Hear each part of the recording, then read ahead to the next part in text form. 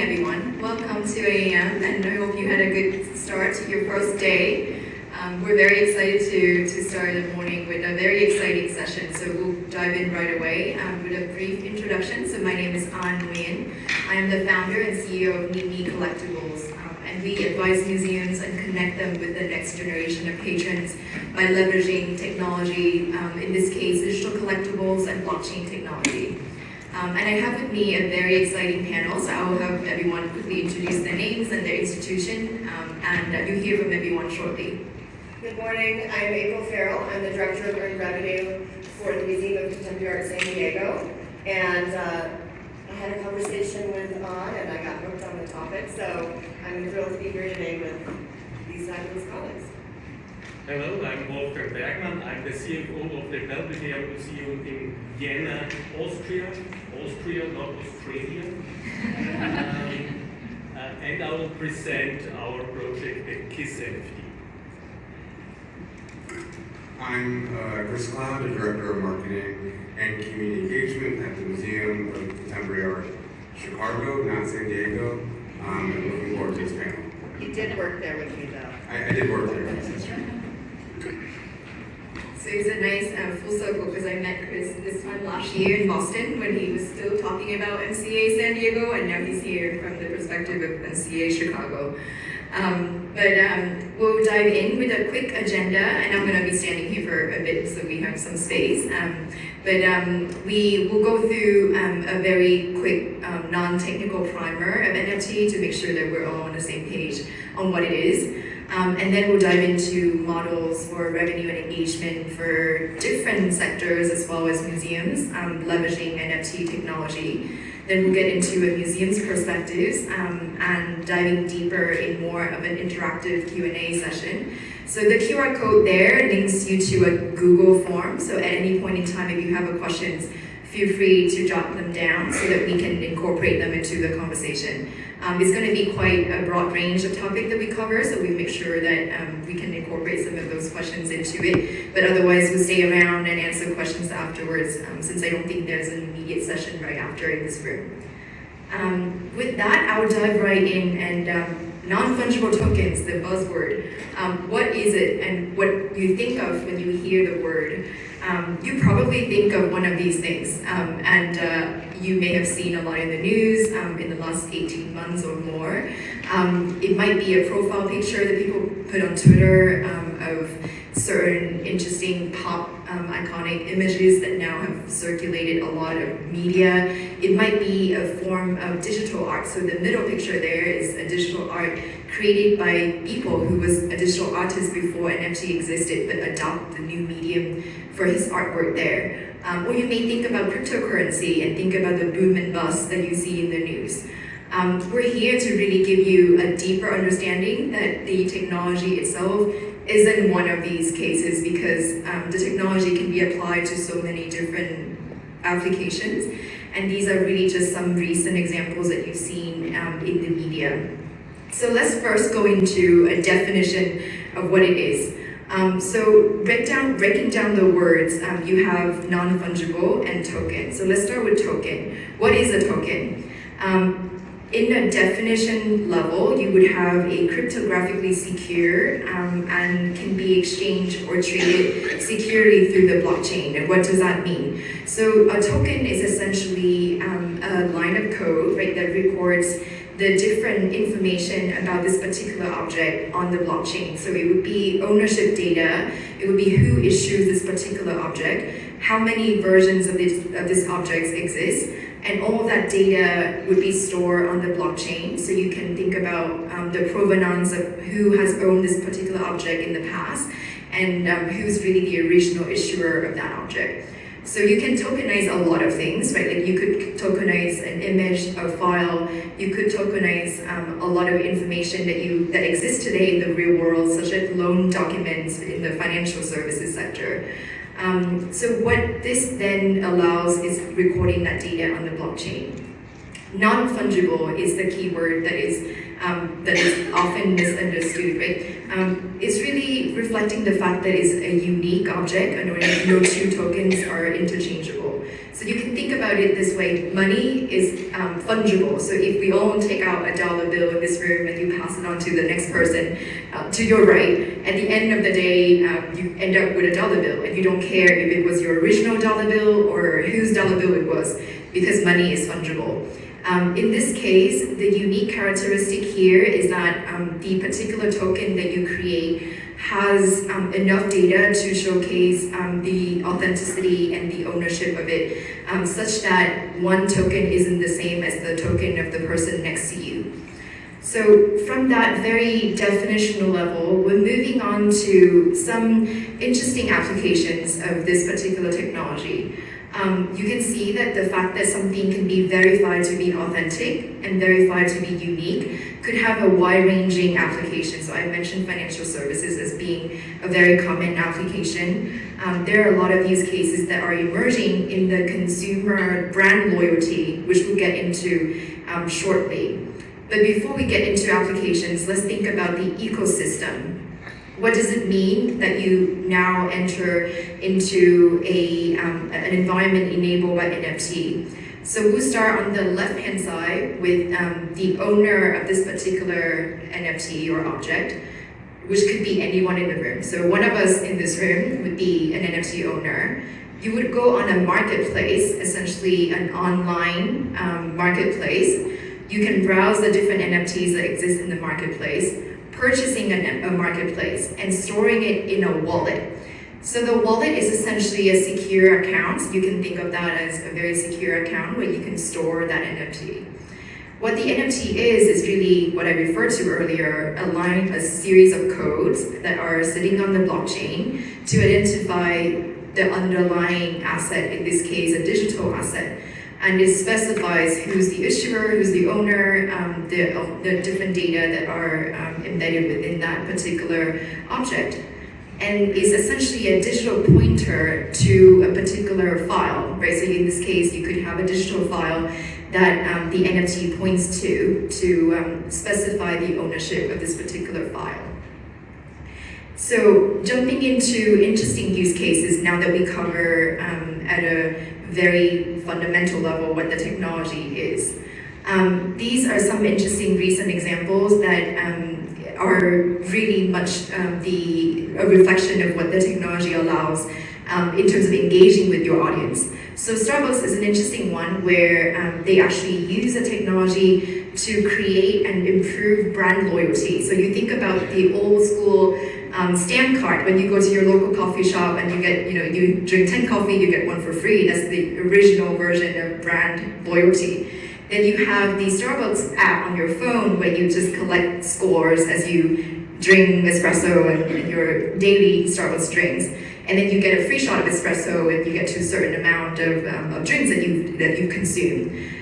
Now, taking it to the next level, when you think about it, the most loyal fans of Starbucks may not be the people who drink it the most, because there's only so much coffee you can drink a day. And what they wanted to do is building that additional brand loyalty where people actually take the time to learn about the brand, learn about coffee production and coffee farming across the different Starbucks farms around the world. So this particular project that he launched this year was essentially that. So you go online, you learn about the farms and the coffee production. Going through that learning journey, you earn a badge, which is a free NFT.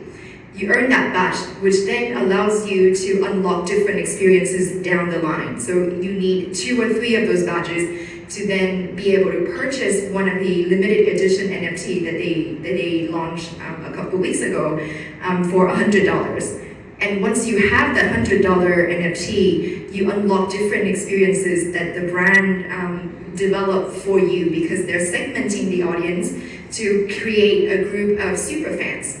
So it's really a tool for you to segment the audience and think about what is the brand messaging that you're sending to your audience and you're creating to make sure that you have an ability to connect at a more emotional level and creating that emotional ties.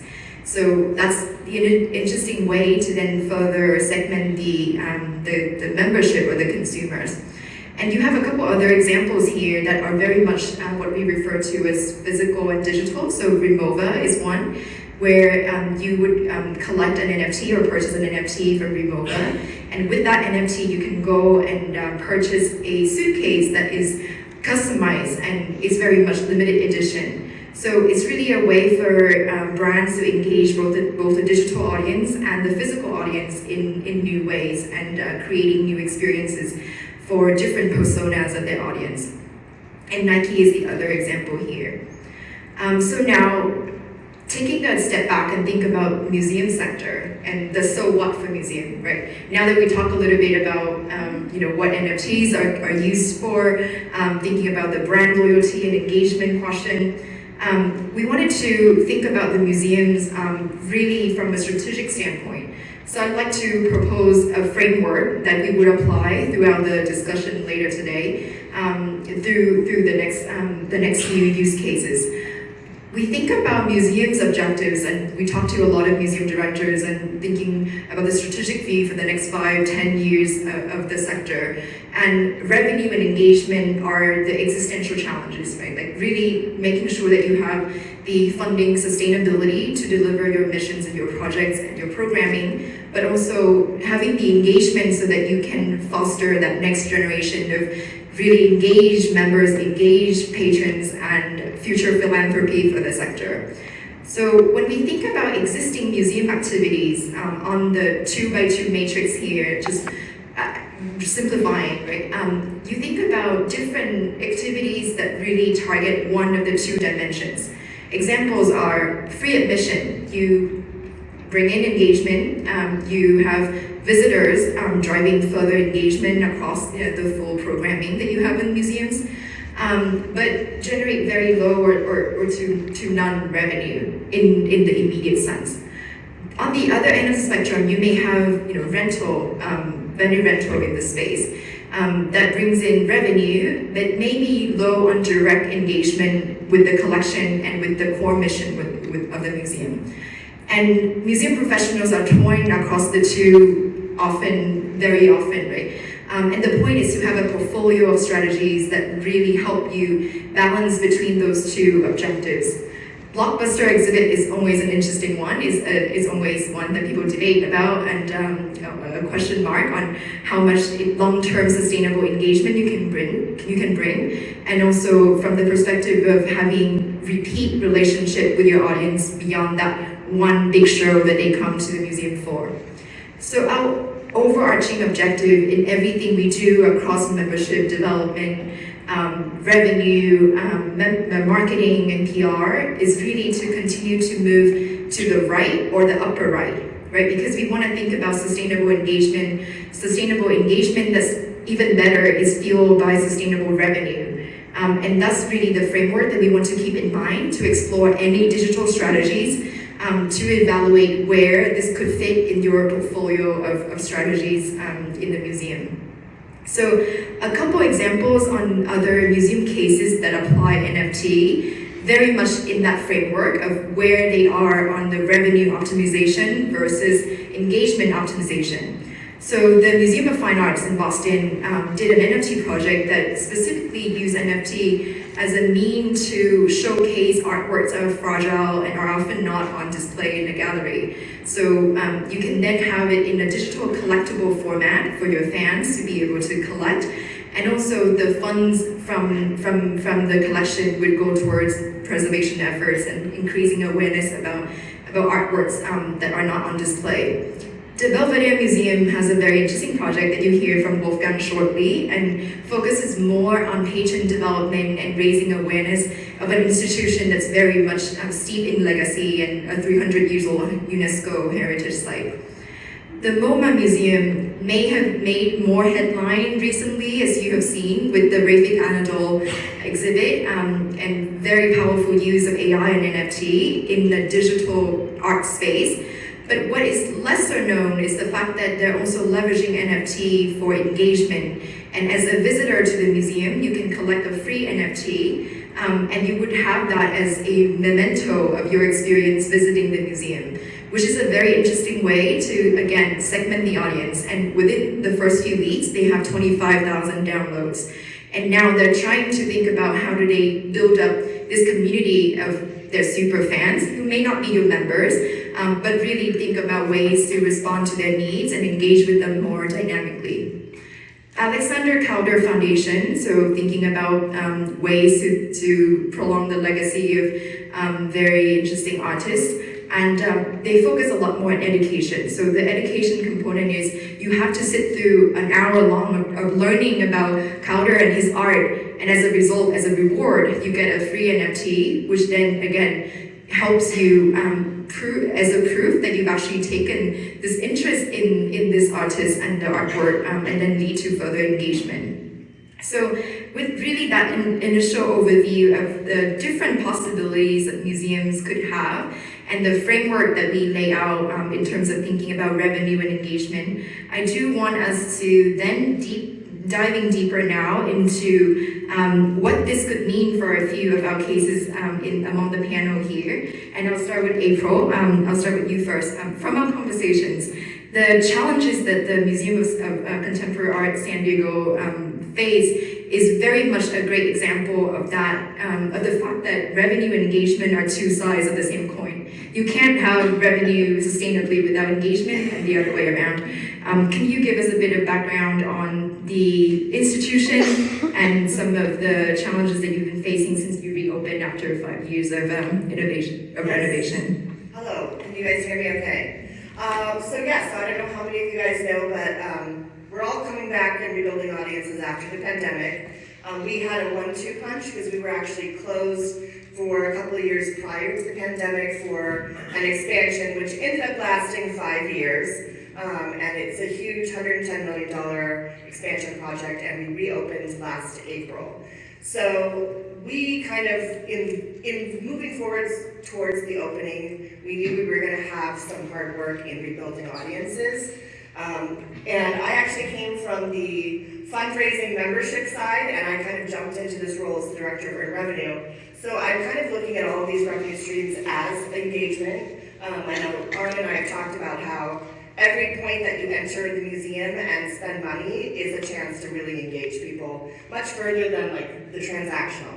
So we kind of started plotting and planning ways that we could really use digital tools to kind of increase engagement. And this was before but so my portfolio currently covers our food and beverage program, which is all of our catering and bar service, as well as the restaurant on our campus. I handle the venue rental program, and that is two-piece. We have definitely a revenue-driven side, and we're trying to launch a community give-back side for smaller institutions that need a space. And then also the shop, which is our museum store. So those are the three kind of areas that I cover, and each one of them we've really been trying to think about ways to be forward-thinking, especially as a contemporary art museum.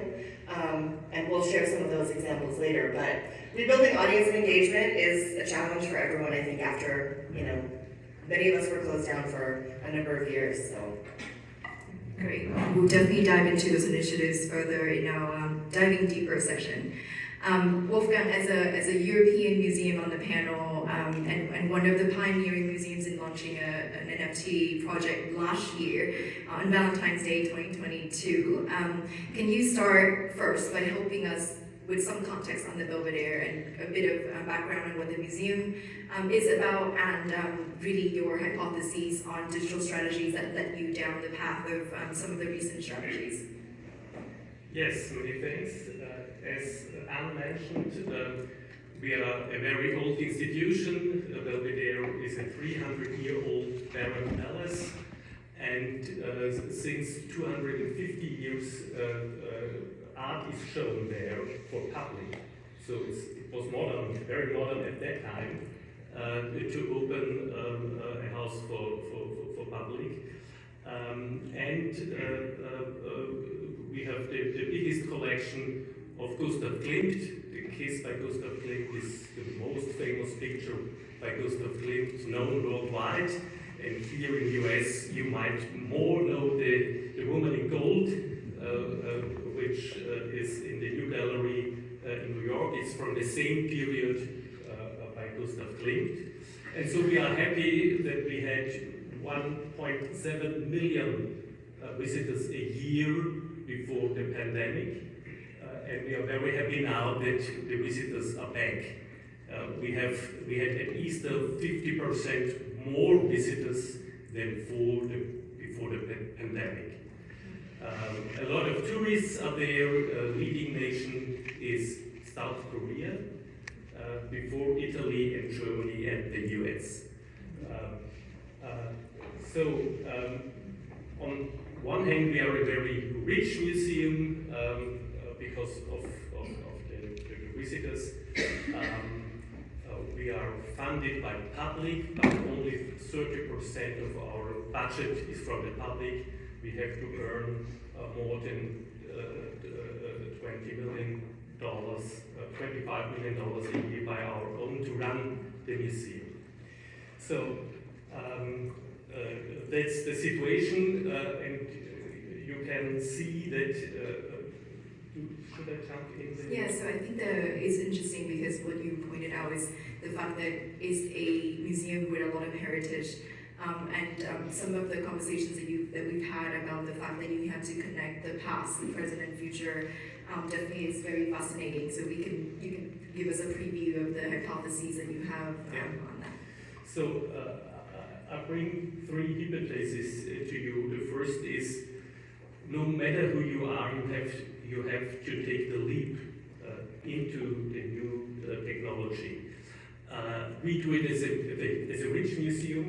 We started it when we were a poor museum because when we lost the visitors through the pandemic, it was very hurtful because there are museums that are funded nearly 200% by public, and they had no problems during closing the museum. They increased their budget because of that. When we started on our little adventure, which soon turned into a big adventure, after all, I was asked whether this was an attempt to compensate for the lost entrance fees during the pandemic. But my answer was no. That is an additional income, and that doesn't hurt, obviously. But we would have started the project no matter what the circumstances at the time were. If you're using Web3 just to solve money issues, or on the opposite, refusing to deal with Web3 because you are doing exponentially well without any way, then you haven't yet understood the potential within this technology. It doesn't matter if your museum has or hasn't got money enough. Web3 can be an asset in fulfilling your mission to educate.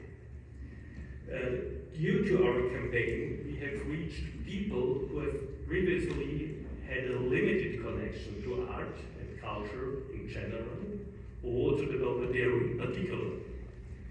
And in addition, the media attention we received with this project was extraordinary worldwide. We aim to be, as it was said, we aim to be a museum that matters, so it's our job to connect the past with the present and with the future. This is also an educational task. And on that journey, we do not view NFTs in isolation. We include them as a part of the role we will play in the metaverse and the gaming world. I will press on that a little bit later. So that's the first message. No matter who you are, you have to take the leap. The second message is there is no wrong platform. I remember that in a discussion of the conference in Paris, a manager mentioned, do you remember the debate whether or not a museum should be on Facebook? I suspect it wasn't only a discussion in Europe, but in the US as well. Whether or not it would be suitable for institutions as grand as ours. I dare say that we are past this discussion, and those who haven't taken the lead have most likely suffered a competitive disadvantage. To break it down, there simply is no wrong platform. We just have to learn how to use it right. Digitalization has changed our life immensely.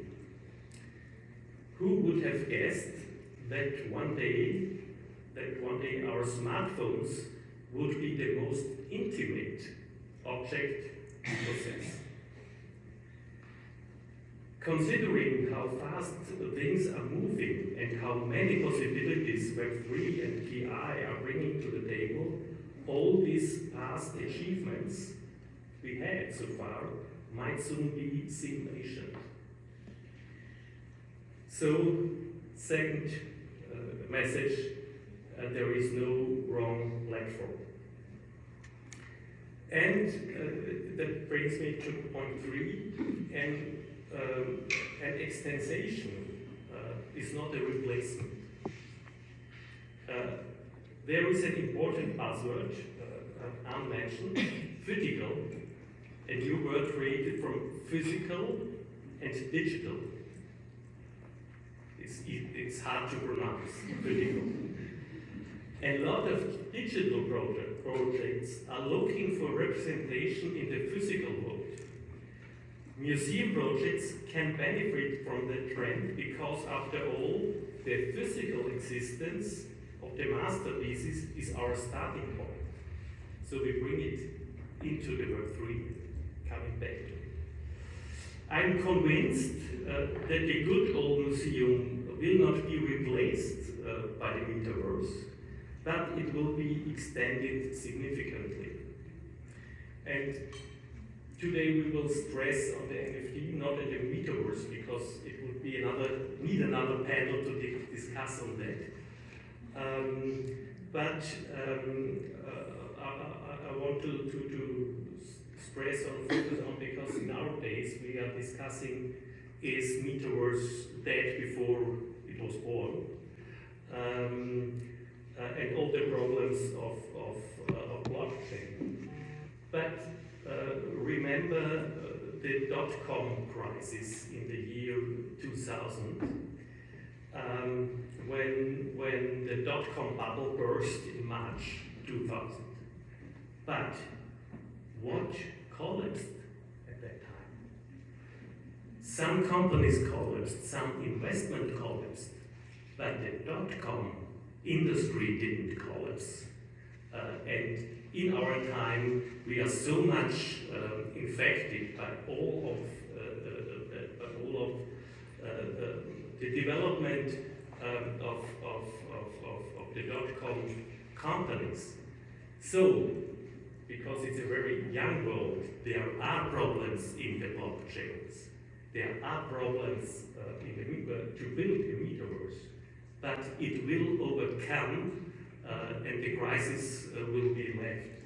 Yeah. So that's my first 3 points. Thanks, Wolfgang, and definitely really important to think about, as Wolfgang mentioned, the objective of what you're looking to achieve, and digging deeper to understand what the technology enables you to do, rather than just looking at the headlines. And one other analogy that was interesting, I'm glad you brought up the dot-com crisis. There's a video that was very well circulated on YouTube of Jeff Bezos of Amazon in the early days of 2000, giving the example that he got criticized a lot for the dot-com burst and whether this is a fad. And the analogy that he gave was electricity, how electricity was created to really just fuel light bulbs. And it took years for us to then have toasters and washing machines and everything else, and the light bulb was just a given at the beginning. So we're still very much at the beginning, and whether you want to use the technology for your own toaster or your own washing machine, you need to think about that intentionally from a strategy standpoint. So picking up on what Wolfgang said about digital being an extension rather than a replacement of museums' engagement strategies, Chris, you're the digital engagement and marketing expert on the panel. Can you give us a little bit of overview or preview of your observations of recent digital trends?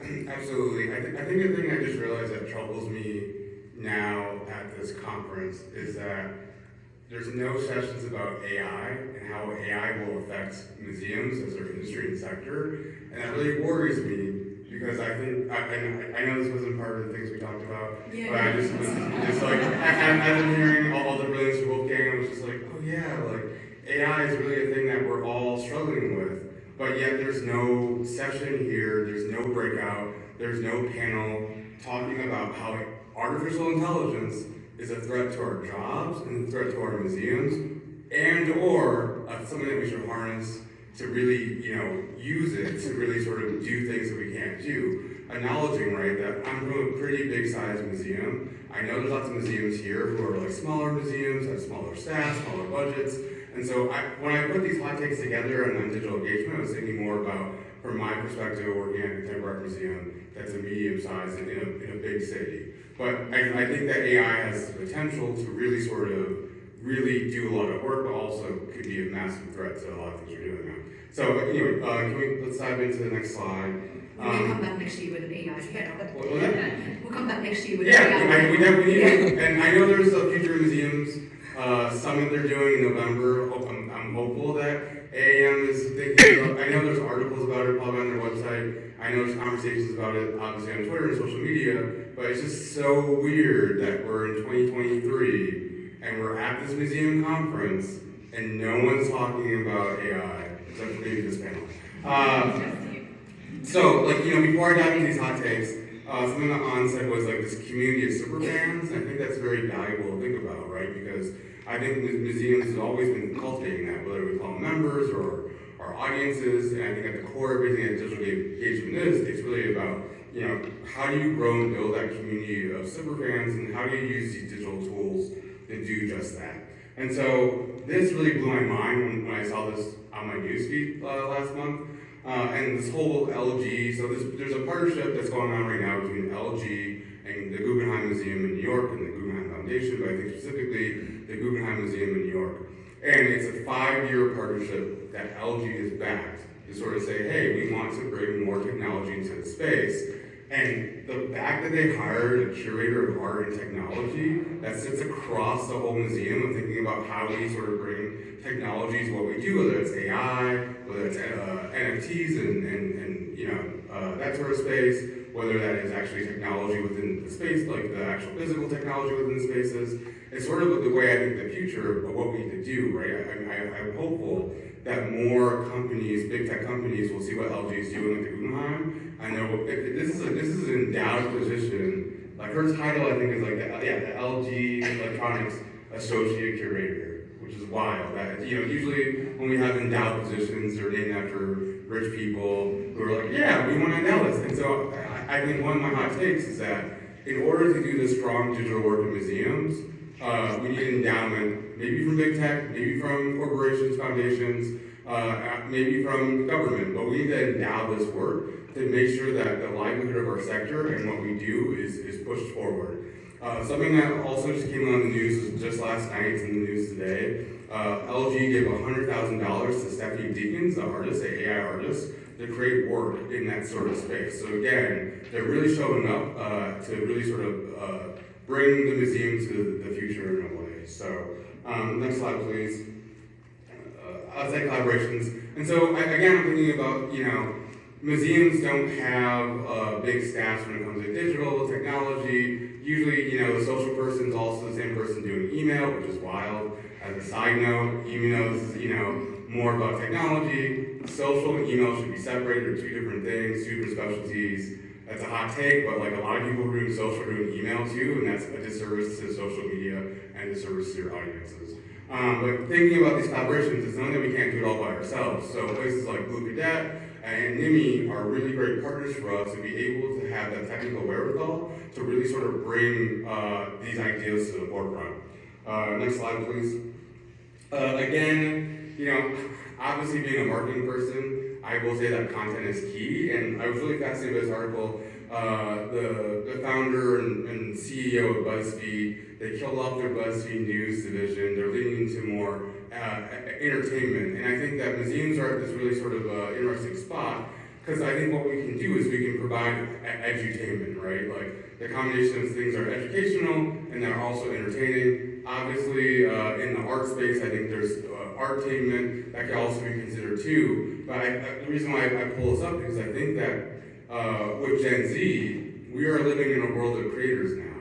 They're growing up with smartphones and making TikToks. And when you ask kids who are 4 or 5 years old, 6 years old, they say, I want to be a YouTuber, I want to be a TikToker, I want to be a content creator. And museums need to harness the future and harness current content creators, work more with them now to really create this ecosystem of content that can be leveraged in external media partnerships, right? So BuzzFeed here is leaning into more content creators, and guess what? Museums are content creators. Like, museums can partner with places like BuzzFeed, PBS, et cetera, to really sort of harness that and to build those audiences and grow super fans for loyalty. I think lastly here, last article I saw was this RIP metaverse, which is looking at the metaverse that Mark Z, really leaned into, changed the name from Facebook to Meta, was thinking about this sort of third world that we're gonna all go to with these headsets and whatnot, Oculus, et cetera. And so this article kind of goes into depth about like, okay, this was a failed platform.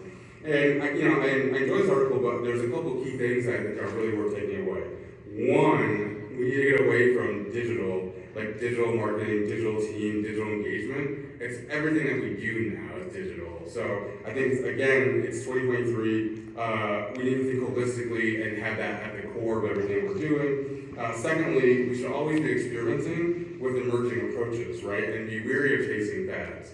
Obviously I'm very excited about NFTs and AI and all sort of, the cryptocurrency and whatnot. I think museums should be dabbling in those spaces, but they should be able to fail. They should be able to try stuff. And I think oftentimes, right, we're up against fiscal years and budgets and executive directors and our people who are above us saying, oh, focus on getting people through the door. But I think part of our work that we need to do as museum professionals is really dabble in the space, experiment, and try things out.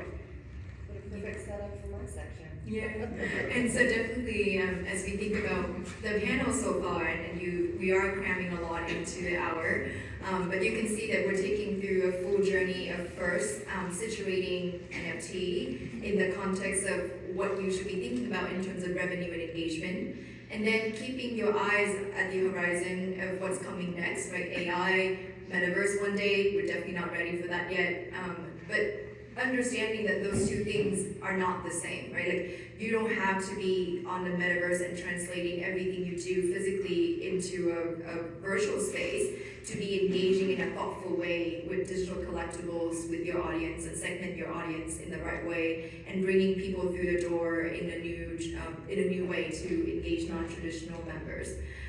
So April, let's get back to you and very much getting back to the here and now. So we definitely zoom out, think about the big picture. Now let's get back to where many of you might be in currently, which is very much thinking about engagement, getting people through the door. What are you able to do in a very experimental way to develop that? So April will take us through a couple examples. Thank you. So our first one we're going to go through is, okay, so for our gift shop, the shop. We have a fantastic shop manager named Dante Rowley, who Chris knows well, and he himself is an artist and a content creator, and he has been really instrumental in kind of doing these content partnerships, kind of much to Chris's point. But rather than with companies, he's looking at artists that have huge social media followings. So this is just a little example. I'll let you guys watch it. But Cette nuit-là, j'aurais écrit une chanson. Presents a meet and greet with Mr. B Baby.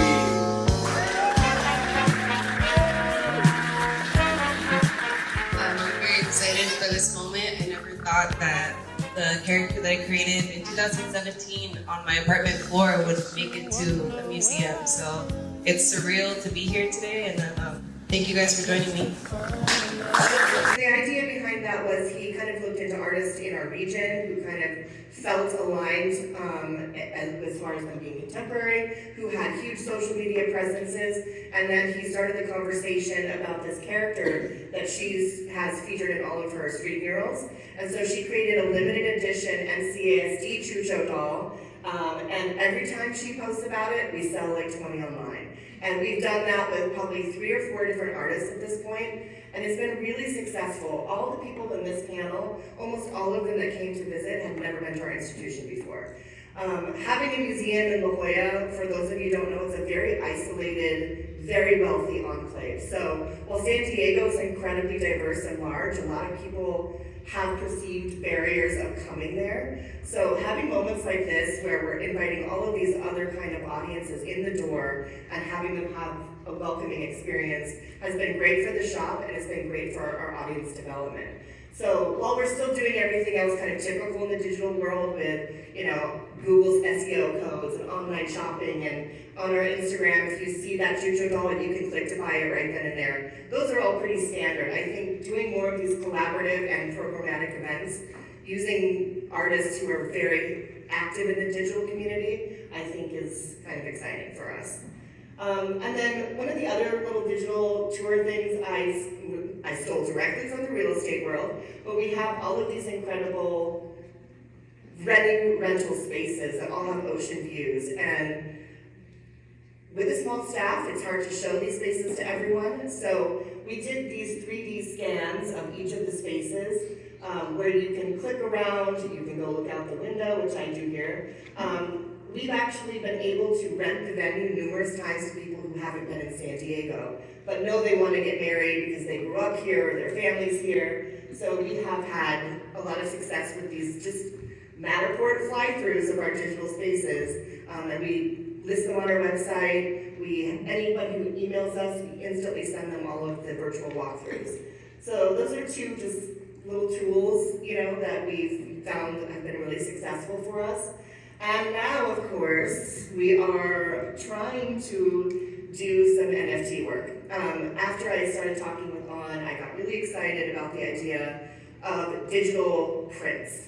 As I'm sure many of you guys do in your shop, you have prints of your big pieces or your special exhibitions, and we hadn't actually developed any prints of our permanent collection pieces yet. The biggest part of our expansion and installation is our permanent collection, which has some incredible pieces in it. We've done a lot of product for the shop, whether it's a puzzle or a notebook, but we haven't done any prints. So I started the process of potentially being able to sell digital prints in our online shop. We are, even for our audience and in having conversations with our curatorial teams and our director and our C-suite, we're kind of not even really using NFT because it's scary and confusing to people. And I keep saying it's just a digital print. And we're really kind of leaning into the ideas that On has had about using it for engagement. Not only could we potentially introduce audiences that are already into the NFT community and collectibles, we could get them into the building to kind of see some of these pieces, but we're tying all of these different kind of benefits to them. So if you were to collect NFT number 1, it comes with a free membership for 2 years. If you collect NFT number 7, which is a very expensive one, you get gala tickets this year, and you get a private tour with the director. So kind of really bringing people into the institution. So at the process we're in right now, we had some pushback, but we've gotten the green light, and we are, what I did with my team, Dante and the shop as well, we went through our permanent collection handbook. We selected about 30 pieces we thought could translate well into a digital piece, and have gone out and started asking all of those artists and their galleries if they're game to try this with us. Mostly no's. It's still a little bit, I think, intimidating, but we do have a couple of artists who are finding it intriguing, and they aren't guesses yet, so I can't share them, but pretty exciting to even have some people who are willing to kind of go down this road for us. You'll hear from Wolfgang. He's had incredible success and generated a ton of revenue. I think that is, that's the gold standard, right? But I'd be happy if I made a little bit of money. I just got to try something new, and I think I mentioned before, as a contemporary art museum, I think this is the kind of thing we should be doing, is experimenting, trying to be kind of forward-thinking, and luckily enough, we're getting support in doing it, and thanks to An for making me understand it all. No, it's great, and I think it's really interesting to see the different flavors of what the technology can be leveraged, because you've seen the example I mentioned earlier of MFA Boston, kind of thinking about it as a way to showcase artworks that are not easy to be on display. And with a contemporary art museum, there are a lot of ways to engage artists and galleries and studios and bring them into the broader ecosystem and educate the audience about the different stakeholders within contemporary art. And then Wolfgang, from the perspective of the Belvedere Museum, definitely did not have the challenge of asking Klim if he wanted to do it, because definitely that's a concern for a contemporary art museum, but for many art museums, modern art and copyright issues are definitely easier for older artwork. But with that, I will quickly transition to Wolfgang as well, and give you a preview first of the project so you understand what the collectibles are. As you know, by this point, no NFT is created equal. So we wanted to give you a brief video, and then Wolfgang, I'd love to hear from you on the results and key metrics, and what are the exciting outcomes that you've seen. Bringing out details invisible to the naked eye in each individual NFT. The digital artwork is broken down into 10,000 tiles, each having its distinctive coordinates and dedicated numbers. The tiles will be minted one by one, and each unique piece be randomly assigned as exclusive NFTs. Every token is imprinted with the number and will provide a digitalized certificate, which highlights the owned piece of the digitalized Klimt masterpiece. As a gesture of love, or to simply add a personal touch, buyers can add a dedication to the NFT and have the possibility to eternalize their Kiss NFT forever. Yes, to jump in. Well, we did 1, 2, 3 steps together when we jumped in the metaverse and into the NFT world. Because when we deal with the Klimt masterpiece, we were sure that it's not enough to make a digital copy, because there are so many new aspects in the technology, and you have to use that. That also will be the same in the metaverse. If you only make a copy of your existing museum in the metaverse, you don't use all the possibilities of interaction. And so we followed the idea, and we were under the very first who used the concept of fragmentation. And what it makes unique is that each fragment is essentially one of a kind and one of a new icon the user can use this for himself, also for physical products. And furthermore, we created an emotional benefit by adding the option of the dedication of love. And we will show the dedication on the screens in the museum and on our website.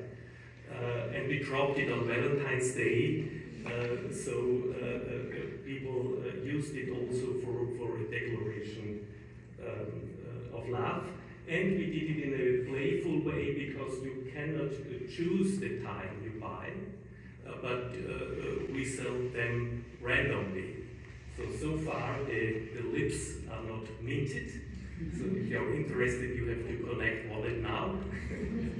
And there are some platforms like Mimi, they have minted some tiles to sell, there you can choose a tile if you want. Well, that was the idea, and we dropped it last year. And we did it for a higher price. One NFT costs $1,900 because it's the Klimt. It's the only edition, the only official edition by the Belvedere Museum, and it will be the only edition for the next hundreds of years. because we have the Kiss is in the museum for 100 years now, and this collection will accompany the Kiss in the future, and so we take it for that price. We sold 2,619 NFTs so far. That means about $5 million revenues. The gold standard here.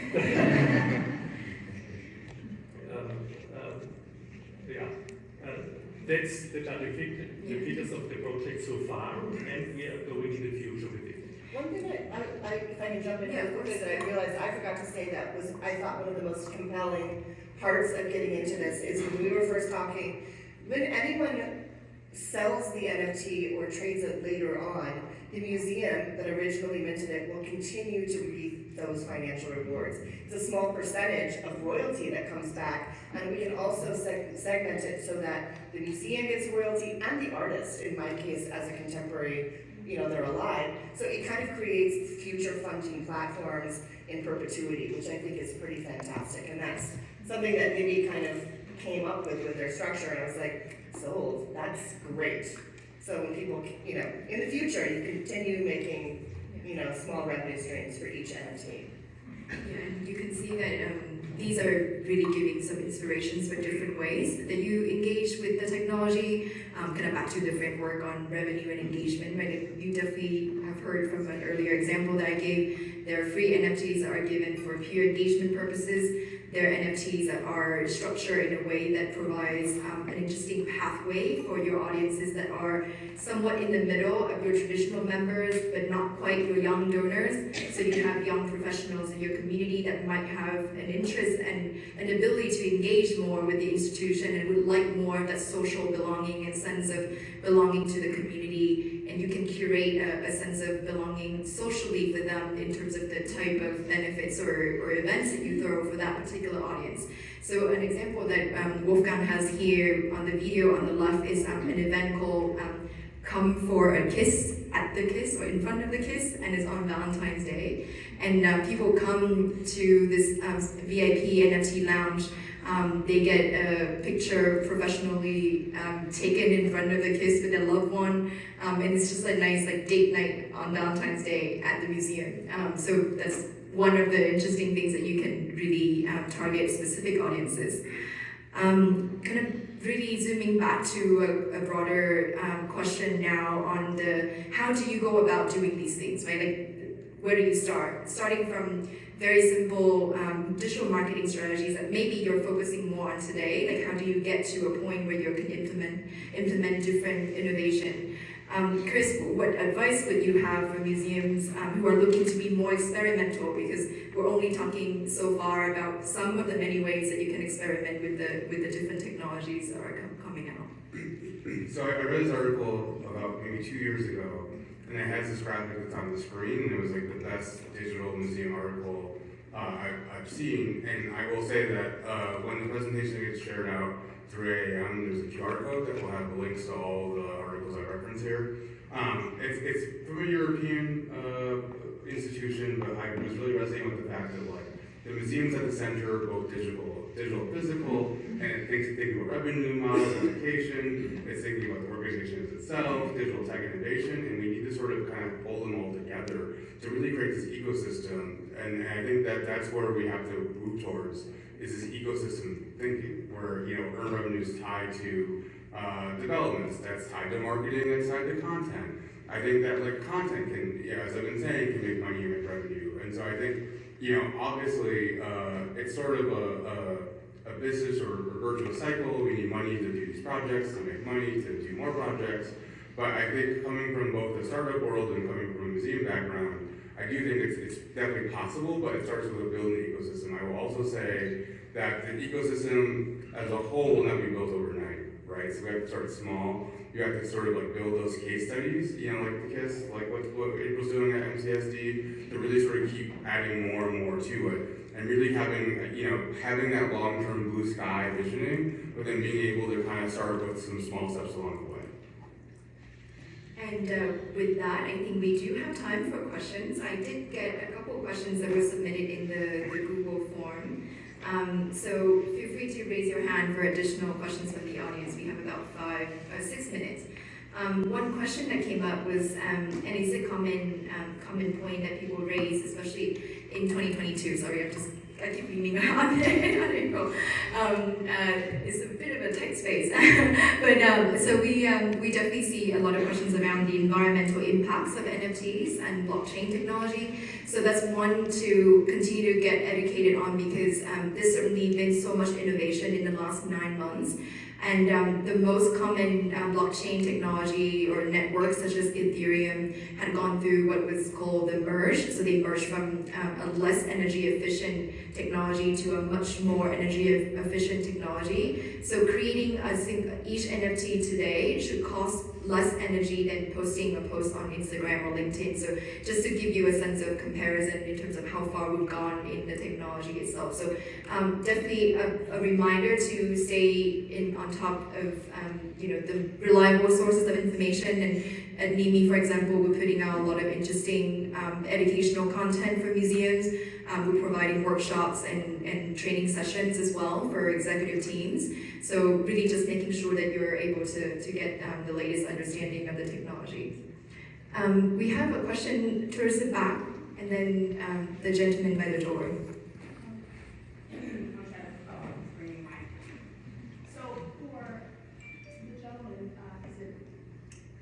In the gray suit. Wolfgang, thank you. Who is you? Yes, I wanted to ask you how much time you spent planning around the success of your project, and then how much approximately money did you invest in order to reach the level of success you did? So we started with the idea in about May or June 21. And we dropped in February 22. So it was a high-speed project. We didn't, it was necessary to do it in that way because so we were before crypto winter.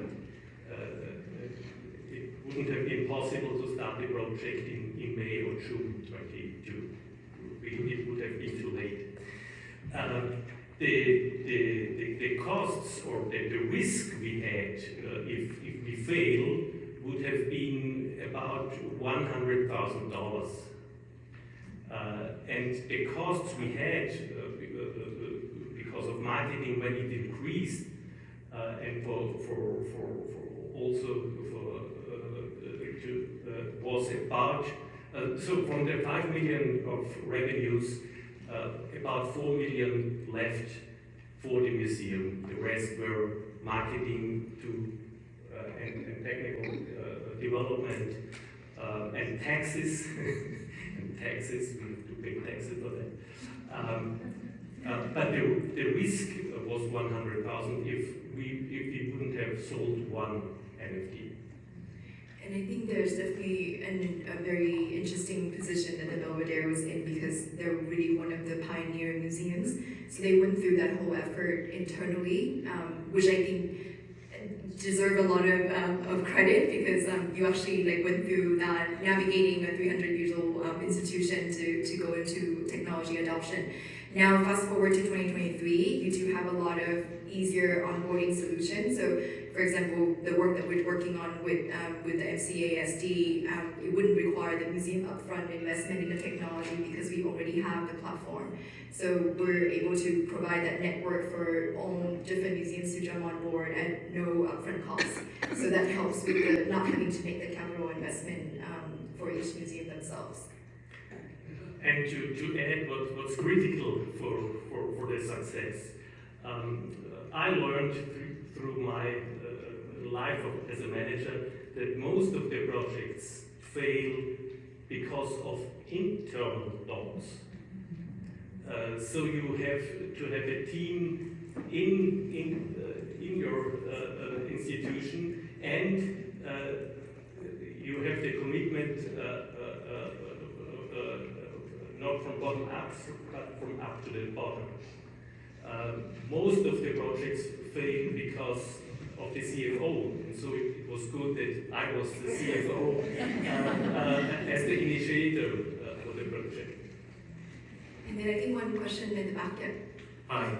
I've got a question about another kind of risk, reputational risk, because if you sell a high-priced NFT and then that NFT and crypto market crashes and suddenly your NFTs are worth 10% of what you sold them for, that's a risk that museums in this room aren't used to having to manage.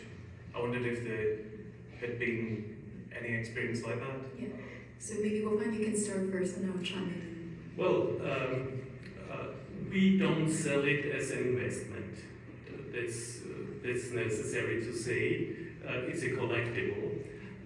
And we as a museum, we have a long time perspective. So a 300-year-old museum and the case 100 years for 100 years in the museum, if you think on all the economic and political crises we had in that history, there were rich and poor years. But we are convinced that the worth of the NFT will overcome over the years. But it's not an investment. We express it everywhere we can. The worth of a collectible and the utility of a collectible is the collectible. I always have to stress this. So if you ask what is the worth and the utility of the blue Mauritius, is only to have and to possess the blue Mauritius. And so it's similar to the Kiss NFT. If you don't love Klimt, if you don't love the idea, don't sell it. Please don't sell it. Don't buy it, sorry. Yeah. Don't buy it. And it's very much for a similar reason that oftentimes we very much think about the framework again of revenue and engagement. For some NFT projects, it leans heavily on engagement. So the people who actually buy them are people who want to engage with your museums rather than wanting to sell it on, OpenSea, which is the equivalent of eBay in the NFT space. So we don't actually see much of that as a focus for museums to have a trading mentality around the NFTs, very much supporting the institution. We probably have time for one more question. Yeah. We can hang out. Yes, we can stay. So I have one question, but I wanted to just clarify in my mind. The way that it sounds like these are being used is almost like an adult video game. Like if my son's playing a video game and he gets to move forward in these levels and earn these things, and then I pay money so that he can do whatever thing he's doing. It's not an investment.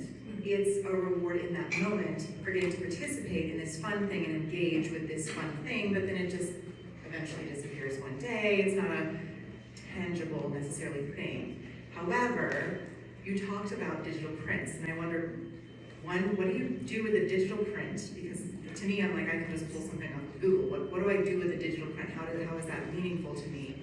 And two, what are the demographics of people who are actually engaging with this? Like if we were going to take this back and say, we should invest in this, what age groups are we looking at? I'll answer the first part and we'll have my answer in a second. So there are virtual gallery spaces that people are already using. I joke when I talk to my colleagues that are buying like, this is not for us. I mean, it can be, but like generally speaking, there are whole virtual galleries where you can hang your collectibles, whether they're original artworks. You can move them around. You can invite your friends into the room for like an art opening or anything like that. And that's kind of going into some of the metaverse stuff. Maybe it has their own virtual gallery platform, so that's probably what we're going to be using to begin with. And then there's also collectors who have a screen in their home that they display their normal NFT on. And it becomes an artwork that can be cycled through if they have multiple collectibles. So that's kind of where we're looking at the digital print from, is really people who are into art and want to display it in their sim world, in their video game, like, those kind of, I don't know what video game works, but yeah, so it is like a display, like an artwork, but it's just in a digital realm. Yeah, and I think exactly to that point, the overarching goal is really to democratizing access to art in a more fulsome way. So people who don't actually typically be able to collect physical arts, and generation millennials like 25 to 45 even have much less of a collecting mentality than older generation. And we see that people do want to have actual engagement with the artwork they love. So if they go to an exhibition and want to take a piece of it home and want to curate their own collection of paintings with dogs from different museums, or anything that really have that sense of participatory playfulness to it. And then the NFTs that the institution provide could come with interesting benefits. And again, that's very much targeting the personas of audience that you see as a gap in your existing personas. And we have seen cases where in our research study, people indicate that they would love to be able to connect with others better because memberships are very transactional mindset from the consumer standpoint. They think about how many times they go a year to justify a membership. And many of them don't have yet access to the communities that are available to patrons and donors at a higher end. So giving some access point in the middle and democratizing philanthropy is what some of the use cases are very much able to achieve. What are the demographics that we see engagement? Yeah, so we've definitely seen very interesting data where one of the projects that we worked on, half of the audience actually had never gotten an NFT before in the existing marketplace because there was nothing that was speaking to them the way that art NFTs are. So we have seen good engagement from 18 years old up to like 40, 45 years old, depending on the price range. And because of that, we tend to recommend museums who launch programs primarily for engagement to think about two different tier points. So for example, what April talked about, more accessible price range that really kind of speak to people who wanted to dabble into membership but don't want to commit to an annual membership. And then a more expensive one that is very much the target audience that would be interested in a gala, benefit gala, but they never thought about trying to get into the donor program yet because they don't yet have a relationship with the institution in an intimate way. So definitely thinking around being intentional about the audiences that we want to target. And maybe a quick plug on that. So we're actually running a one-of-its-kind audience research study in partnership with a few museums, very much to understand the perception and attitudes towards digital collectibles and the collecting mindset as a way to really engage with art. So if you wanted to learn more about it and wanted to take part, we'd definitely be very interested to chat more. We'll be at booth 1109, which is right across from Blackboard. They have a big circular thing above them, so it's easy to spot on the museum floor, on the expo floor. And I think if you have more questions, we're happy to stay, but we don't want people to feel obliged to stay. So feel free to come up here or ask questions in the open floor. Thank you for a really informative session, and all of you. And Wolfgang, the Kiss is brilliant. And also, I'm Jeff from .art Registry, so thanks for using a .art domain, Belvedere.art. But Chris, on the AI side, a quick question. A lot of museums are now doing NFT exhibits. Do you envision a time where you'll have exhibits in museums of AI-generated art? And if so, would you then consider the prompters the artists and present them as the artists in that case? I have to probably think in the mind of the curators, and they just probably know because they're very much in the anti-AI, anti-NFT world right now. But that's just a world we'll get to at some point, so maybe there will be something that's a hybrid, but for now, I don't think that's the case. Thanks, everybody.